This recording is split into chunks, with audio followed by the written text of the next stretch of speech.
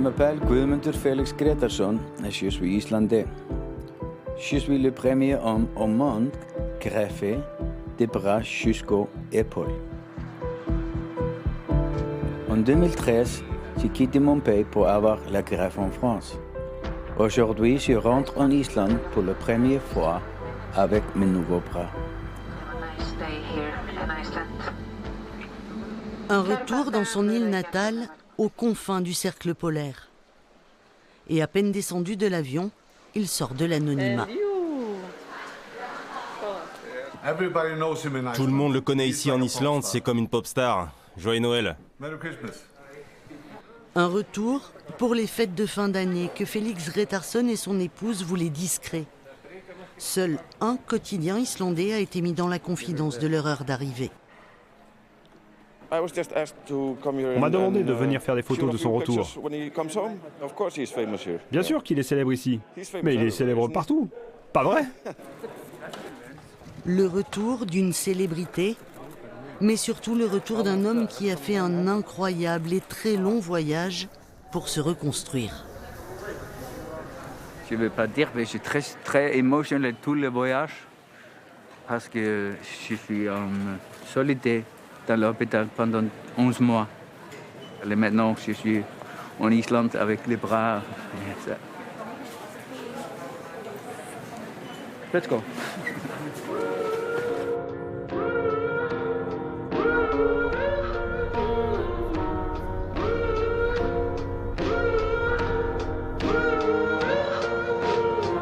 C'est un grand moment pour moi. Et dans 30 minutes, je veux voir mon petit-fils pour la première fois. C'est incroyable.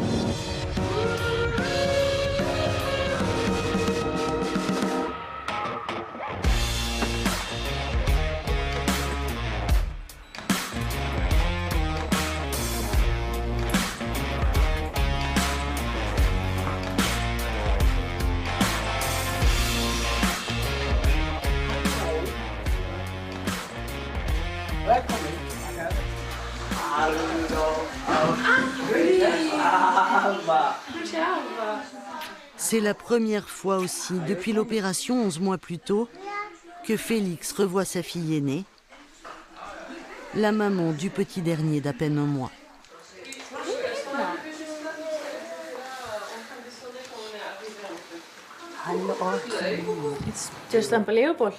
C'est juste incroyable. C'est extraordinaire. Je ne trouve pas les mots. Je n'aurais pas cru que ça allait arriver. C'est trop bon de le voir. C'est vraiment incroyable. Je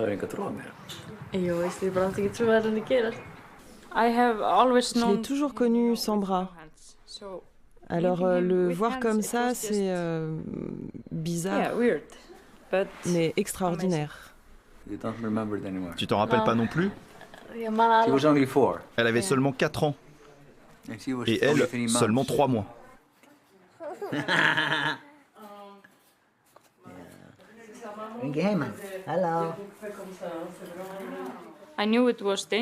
Je savais que c'était dangereux et qu'il pouvait mourir. J'ai pas toujours été d'accord pour qu'il se fasse opérer, mais c'était un sentiment partagé. Je savais que si il avait la possibilité de le faire, il le ferait. Alors quand c'est arrivé, j'ai eu peur, mais j'étais impatiente.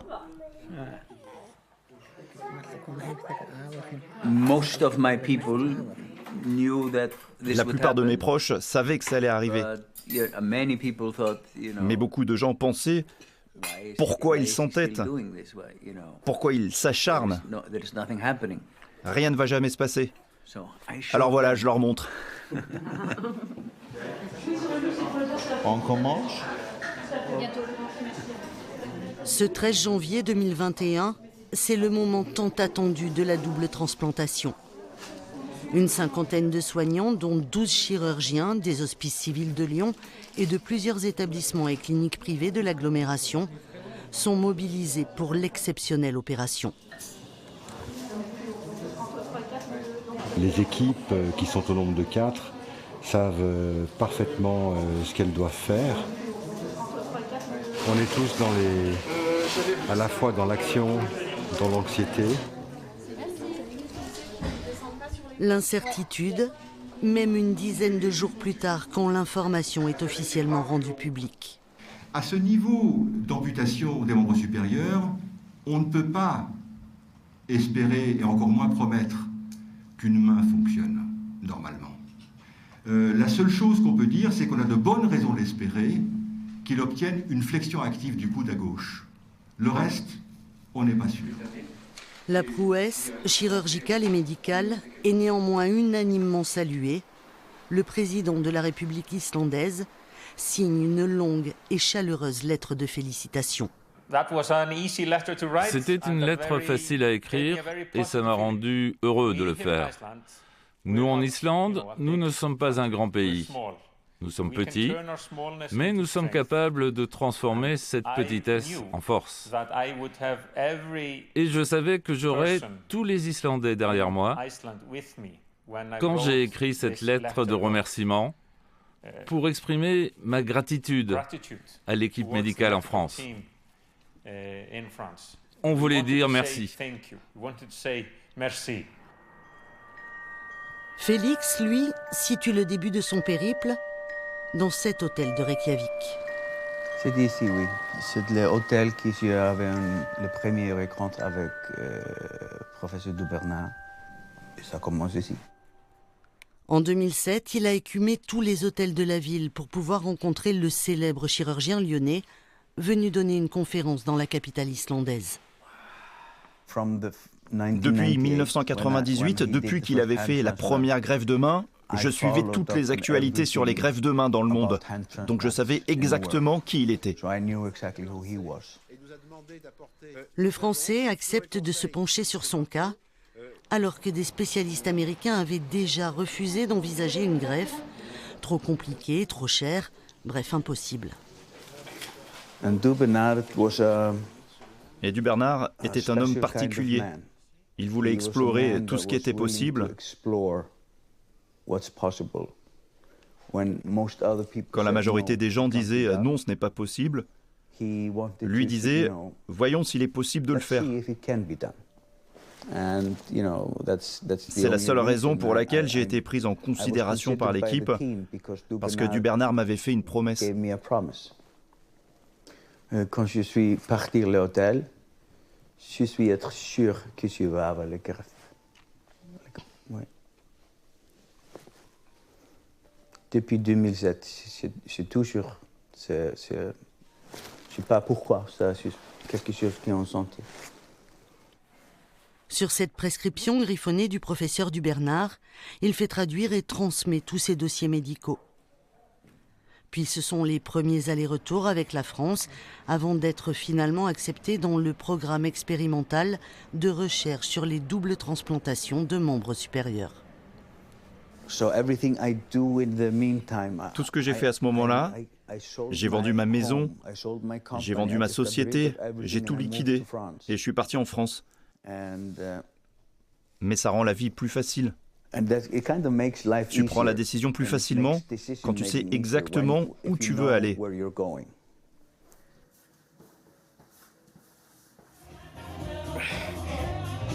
Allez Félix, on lâche pas.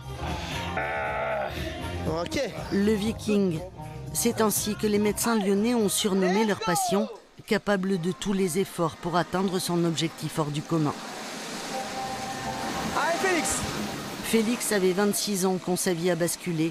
Le 12 janvier 1998, une décharge de 11 000 volts en haut d'une ligne à haute tension projette le jeune électricien sur le sol gelé, le dos fracturé, les mains en flammes. Allez, go, on accélère.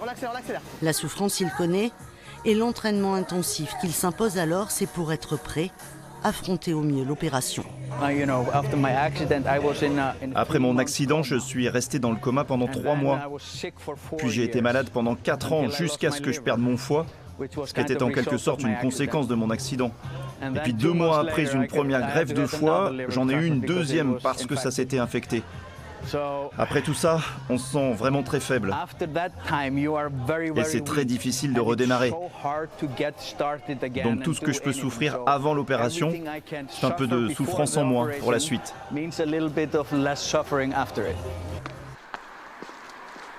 Félix s'est donc installé à Lyon en 2013 pour préparer sa reconstruction corporelle, attendre la transplantation. Mais les mois, les années ont passé et c'est l'amour qu'il a d'abord trouvé. Sylvia, professeure de yoga polonaise, rencontrée dans une soirée pour anglophones, est aujourd'hui son épouse.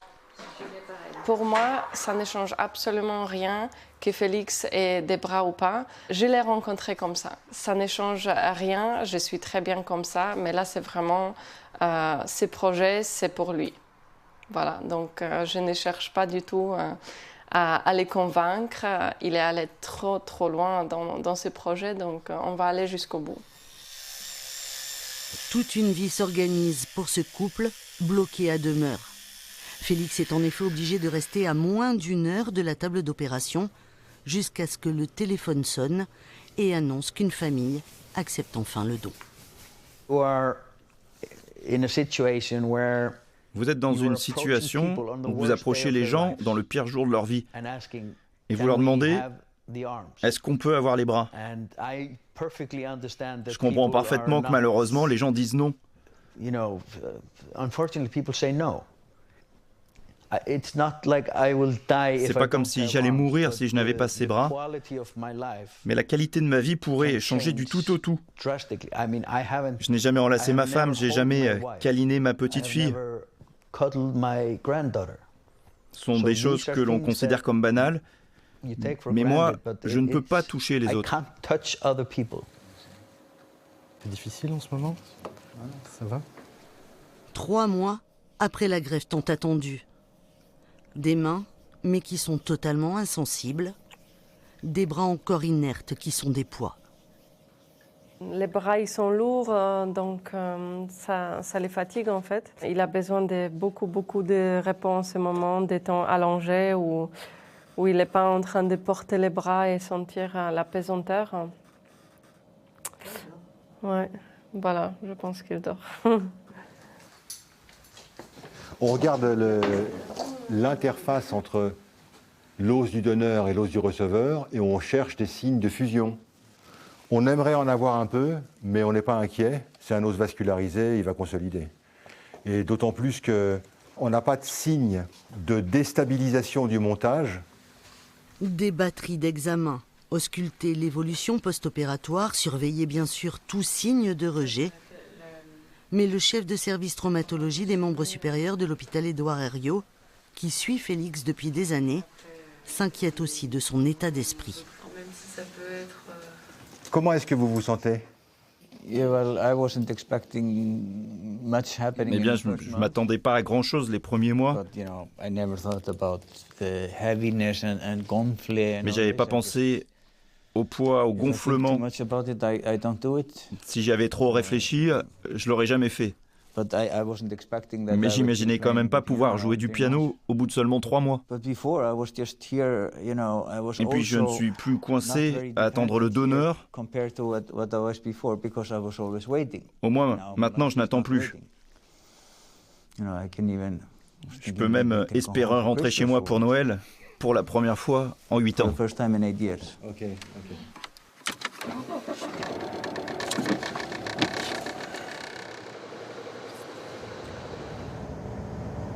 Les premiers 7 mois est plus difficile parce que j'ai une douleur toujours fatigué. Mais maintenant, ça va mieux. À l'automne, sur le chemin de la rééducation. Bonjour. Félix a regagné en autonomie et il peut constater des évolutions jour après jour. Les ongles poussent très vite. Je coupe les ongles peut-être chaque 2 semaines. Et le poil, il adapte à moi. Maintenant, le poil des bras, c'est comme tout le corps. Il y a un truc aussi qui était drôle, c'est quand vous êtes revenu de vacances. Les bras étaient bronzés, enfin, c'était la même couleur que son visage, quoi. C'était impressionnant. C'était ses bras, quoi. Essayez les yeux fermés.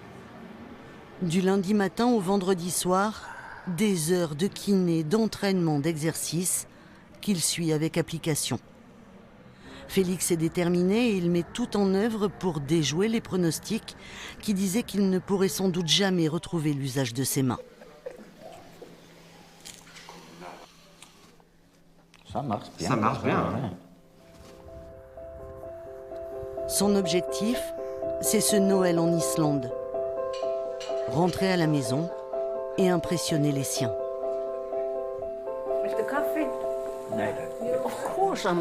Bien sûr, je suis très fière de lui. Tout se passe vraiment bien et même beaucoup mieux que ce que les médecins pensaient. C'est les gâteaux de Noël de maman? C'est vraiment un beau moment. Je pense qu'il mérite d'avoir un peu de vacances et rester ici en Islande et fêter ça avec les Islandais pendant quelques semaines.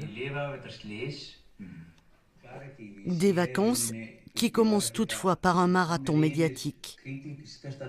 En 1998, l'accident de travail du jeune électricien avait ému toute l'Islande. 23 ans plus tard, après son opération, tout le pays le considère comme la personnalité de l'année 2021. C'est l'ancien Premier ministre islandais et moi. Comme si on était des vieux amis, et le sketch que nous allons faire ensemble, c'est un peu pareil. Oui, ce sera dans le même état d'esprit. Moi et mes amis, on a une émission d'humour ici en Islande. On interviewe des célébrités, et en ce moment, tout le monde parle de lui et de son opération. C'est pour ça qu'on lui a demandé de participer. Se balader main dans la main avec un humoriste vedette de la première chaîne islandaise, Félix se prête volontiers à toutes les pitreries. Ça l'amuse bien sûr, mais c'est aussi une façon de donner des nouvelles à ses compatriotes, à tous ceux qui ont participé à son installation au pays des pionniers des greffes de main. Pour aller en France, tous les recherches, c'est très très cher. Et tout le monde islandais me donne l'argent pour faire ça. Et ça, c'est le bras, c'est moi, le mien et les personnes islandaises.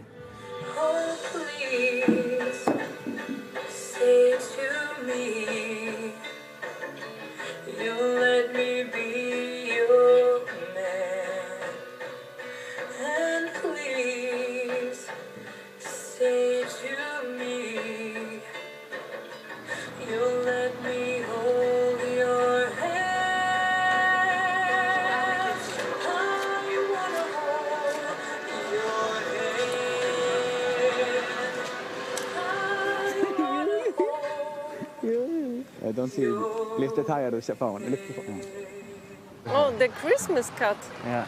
Jólakötturinn. Jólaköttur. Okay. Christmas cat. Okay. Et le chat de Noël. Si t'es pas un enfant sage, il viendra te manger. The Christmas cat will come and eat you. Wow. Masques et bonnets sont presque indispensables pour un peu de tourisme en amoureux dans les rues de Reykjavik. Oh, l'entramat is also nice. Mais la curiosité que suscite son époux ne gêne pas vraiment Sylvia. Il y a quelque chose de bien en fait. Voilà, les gens sont curieux parce que c'était difficile, c'était une grande épreuve, c'était une opération expérimentale. Donc pour moi, c'est vraiment positif de voir ça parce que c'est vraiment cet intérêt est authentique et je trouve ça vraiment chouette. Et c'est aussi sans doute ce qui va contribuer au succès de la biographie de Félix. Elle vient tout juste de sortir en librairie. À chaque Noël, traditionnellement, les Islandais offrent des livres. Il y a des montagnes de livres partout. Et je suis dans la montagne pour la première fois. C'est sympa.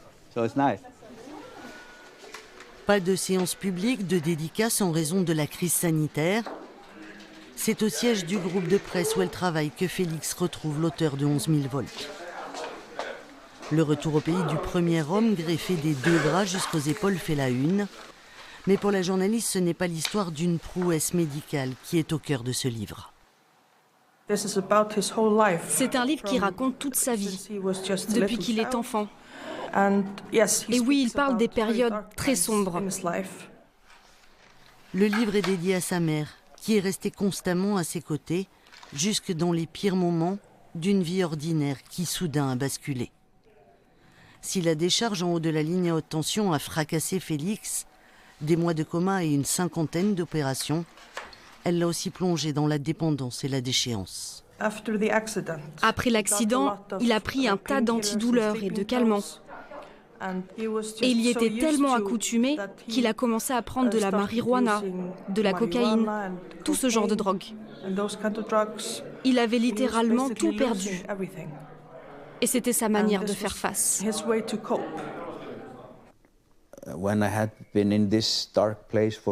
Après avoir passé 3 ou 4 ans dans cette obscurité, j'ai réalisé que je ne souffrais pas à cause de l'accident, mais c'est parce que je n'acceptais pas l'accident. Et c'est à ce moment-là que tout a changé. J'ai décidé d'aller en désintoxication, de me débarrasser de ces drogues, de me focaliser sur ce que je pouvais faire, au lieu de faire le deuil de tout ce que j'avais perdu. Et depuis, je ne suis jamais revenu en arrière.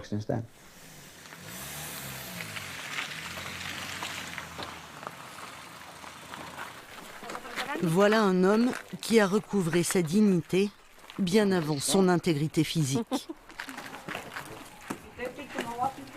Félix, tout endimanché, débarque ce jour-là avec ses frères et leurs femmes pour une grande réunion de famille. Ou plutôt une cousinade.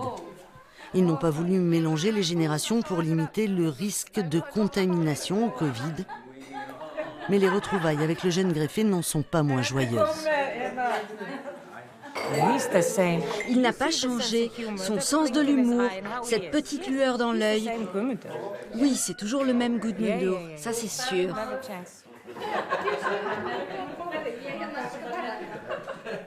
Oui, il a l'air beaucoup mieux maintenant. Ses nouvelles mains sont vraiment mieux que les anciennes.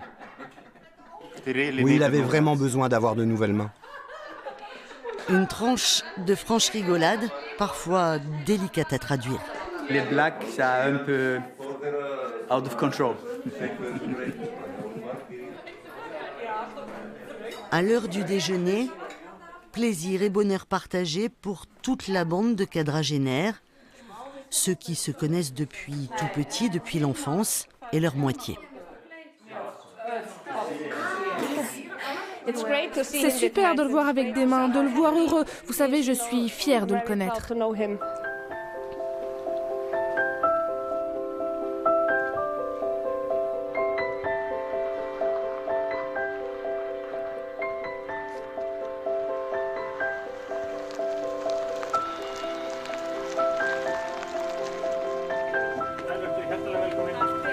Félix, élevé au rang de fierté nationale.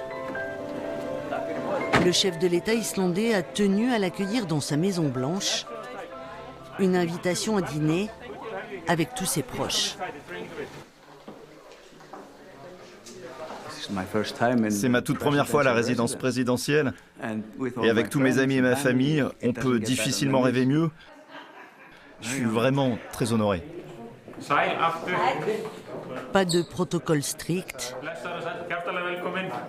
mais il y aura tout de même un grand discours de bienvenue que le président a la délicatesse de résumer en anglais pour Sylvia et lui traduire le respect que lui inspire le parcours de son mari.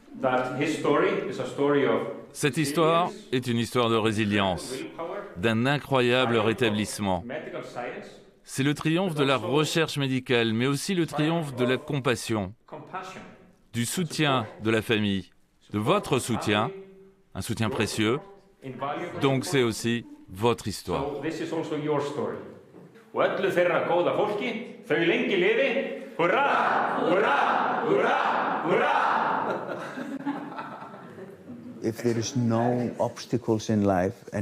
S'il n'y a pas d'obstacles dans la vie, vous n'aurez jamais la satisfaction de les surmonter. Personne ne peut vraiment imaginer la satisfaction que c'est d'avoir de nouveaux bras après en avoir été dépourvu pendant 23 ans. Mais si vous voulez vraiment connaître cette satisfaction, alors vous devez être privé de bras pendant 23 ans. C'est la seule solution. Une leçon de vie de celui qui a eu la force de dépasser la perte et la douleur pour chercher la lumière. Ma vie est une aventure, comme vraiment très peu de gens peuvent en connaître. Je suis un privilégié. En latin, Félix signifie justement chanceux heureux. Et ce n'est pas le seul clin d'œil du destin. Mon premier prénom, c'est Guðmundur. Et en islandais, ça veut dire les bras de Dieu.